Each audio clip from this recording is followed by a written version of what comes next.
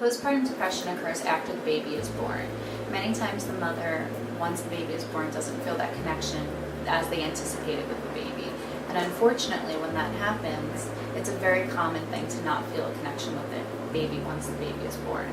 But what warning signs to look out for are once the baby's about a month old and you're still feeling that lack of connection, that's usually a sign indicative of postpartum depression.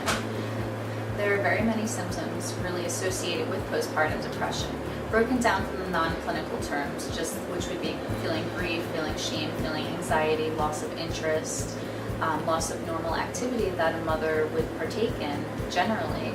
A big difference between postpartum depression and baby blues are simple things like this. For example, with a new baby, a mother doesn't often have time to take care of herself, shower, groom, normal things that a mother would do.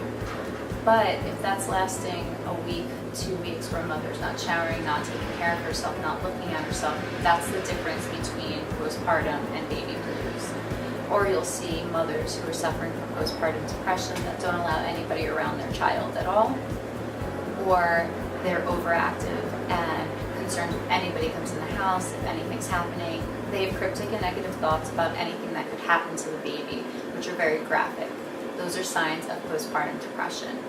These are just general ideas of what's associated with it, but many of these postpartum depression symptoms do come from not only the trauma of the pregnancy, but the trauma of the birthing process. It's been reported, especially with a lot of women that are coming in, that the birthing process has become very traumatic and they've been misrepresented in a way where they weren't able to get the birthing process that they anticipated, and finding that after the birth there's an anger or resentment towards the baby because of this.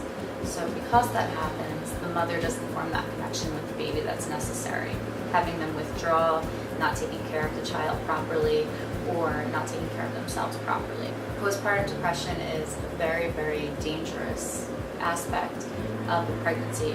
Depression is very severe and can lead to the mother withdrawing completely from the infant or hurting herself in the long run. So in the end, I would really recommend at any point getting help, speaking with somebody and speaking with your loved ones about what's going on with you, because you're not only endangering yourself, but you're endangering the child.